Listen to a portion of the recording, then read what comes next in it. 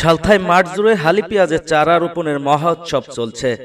ফরিদপুরের সালথা উপজেলার বিস্তীর্ণ এলাকার মাঠ জুড়ে হালি পেঁয়াজের চারা রোপণের মহা উৎসব চলছে। তীব্র শীত আর ঘন কুয়াশায় উপেক্ষা করে কাক ডাকা ভোর থেকে সন্ধ্যা পর্যন্ত কৃষকদের প্রস্তুত করা জমিতে পেঁয়াজের চারা রোপণ করছে কৃষকেরা।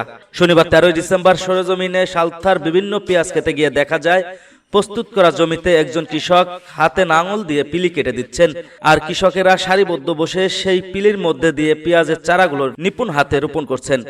অন্যদিকে গৃহস্থেরা তাদের পরিবারের সদস্যদের নিয়ে বীজতলা থেকে পেঁয়াজের চারা তুলছেন। আবার কেউ কেউ খেতে পেঁয়াজের চারা রোপণ শেষ হওয়া মাত্রই সেলো মেশিন দিয়ে সেচ দিচ্ছেন।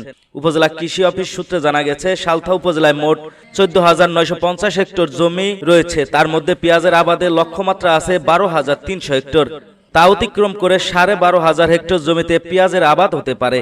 পুরো ডিসেম্বর মাস জুড়ে চলবে হালি পেঁয়াজের রোপণ।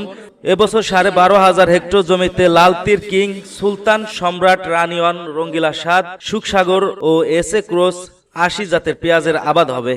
উপজেলার রামকান্তপুর ইউনিয়নের পেঁয়াজ চাষী মুক্তার মোল্লা ও হাসান বলেন, প্রতি বছরের মতো এবছরও আমরা বিভিন্ন জাতের পেঁয়াজের হালি লাগানো শুরু করেছি। সার, কীটনাশক ও শ্রমিকের দাম বেশি হয়, আবাদ খরচ গত বছরের চেয়ে বেশি হবে। সেই তুলনায় পেঁয়াজের সিজনের দাম ভালো না পেলে লোকসান গুনতে হবে। উপজেলার কয়েকজন চাষী জানায়, গতবার সিজনে পেঁয়াজের দাম কম ছিল। বছর শেষের দিকে দাম বাড়লেও ক্ষুদ্র ও মধ্যবিত্ত চাষিরা এই দাম পায়নি। আর এবছর তো পেঁয়াজের চাষের খরচ আরো বেশি হবে, সবকিছুর দাম বাড়তি। সালথা উপজেলা কৃষি অফিসার সুদর্শন শিকদার বলেন, সালথা উপজেলা পেঁয়াজের জন্য বিখ্যাত।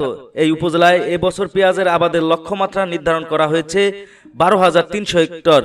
ধারণা করা হচ্ছে লক্ষ্যমাত্রা অতিক্রম করবে। বর্তমান চলছে পেঁয়াজের হালি রোপণের কাজ।